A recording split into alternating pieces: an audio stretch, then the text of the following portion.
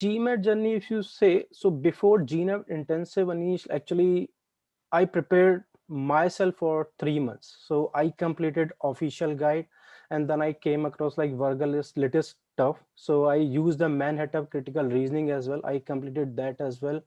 I took the two GMAT mock exam as well. And after that, I took one real GMAT exam.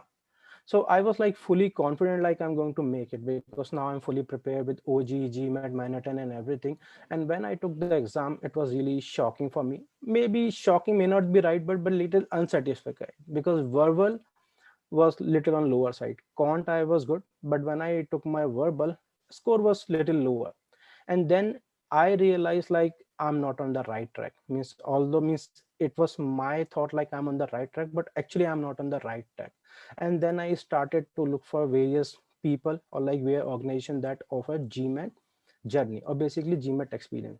But when I figure out and I look for people, so everyone's looking for shortcuts basically, like you will do this and then you will basically score a good score. But I was not comfortable. Then I came across you guys and I took your demo session, and after demo session I realized like even if it's a batch of 30, it's always a one-to-one experience, and that's when I came across you guys and I joined you guys. Yeah.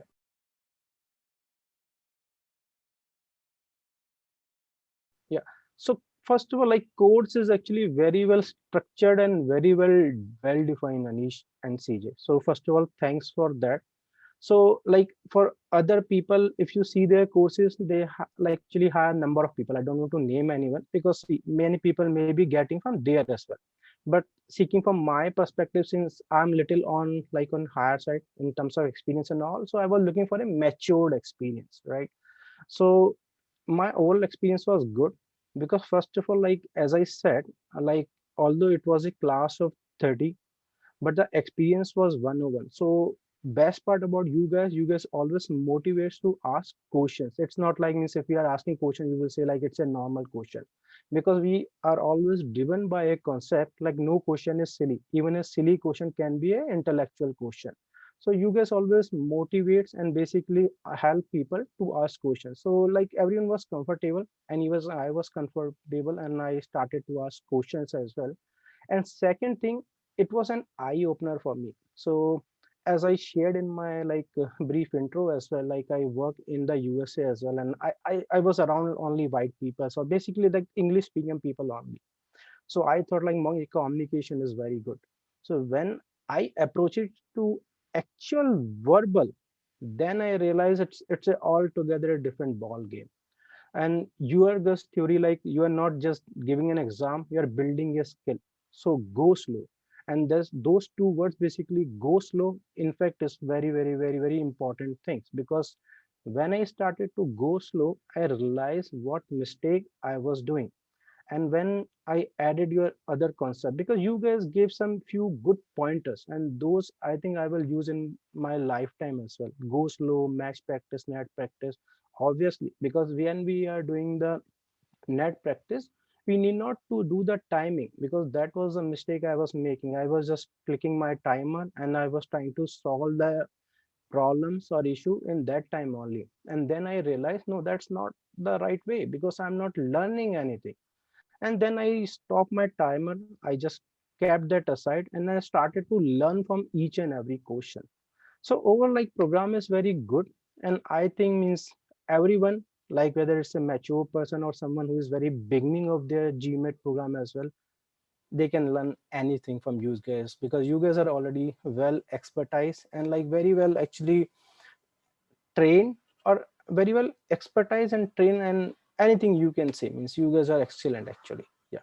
Thanks, Anish. So what I can do here, like CR, RC and Con, I can take as a club, because I generally use that as a verbal only.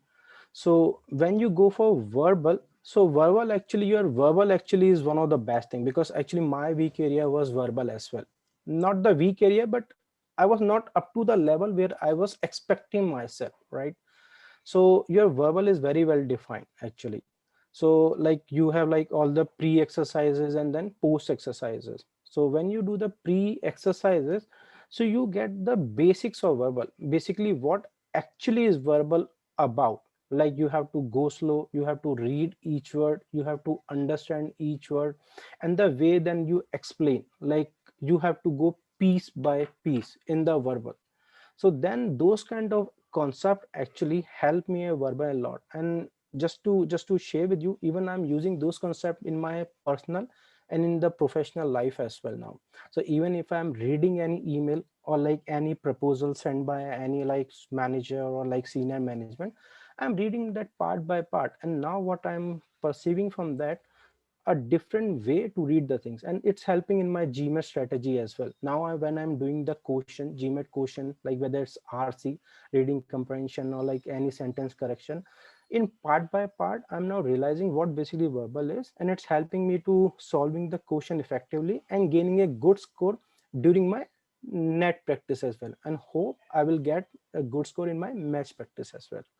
Coming to quant, so as I said, like quant actually was not my weak area, but with your help, I designed a new way to look for the data sufficiency problem, because the way you divide that into two parts and you ask us to go to each and every manner and each and every section of that, because earlier I was just overlooking to that. You taught us don't overlook, just go in depth in that and just learn from that. So quant actually was also very good, especially data sufficiency, and I'm very happy like I joined you guys, and now my verbal and data sufficiency, even like complete quant, is much better than what I had earlier.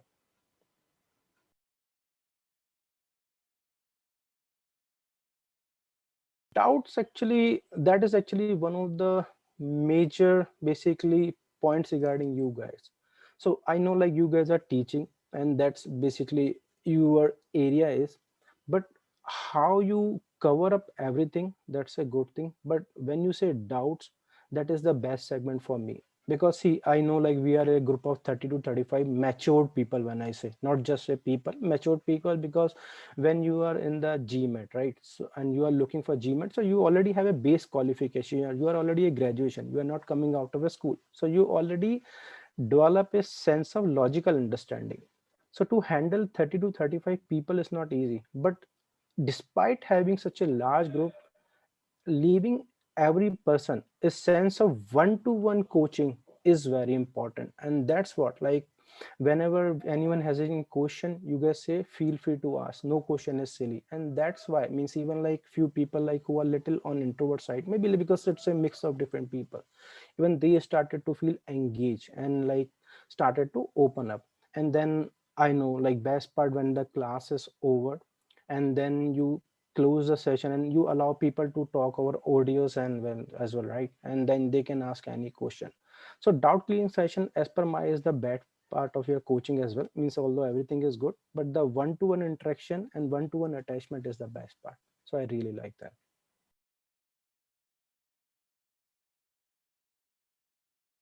that. Coming to Anish and CJ, actually you both guys are excellent. And that's actually like defined from your qualification as well. So being an I'm alumni, so you comes with a tag. And when you join the class, basically you was in CJ's class, so you got to know what is basically the value attached with that tag, because you guys are so skilled.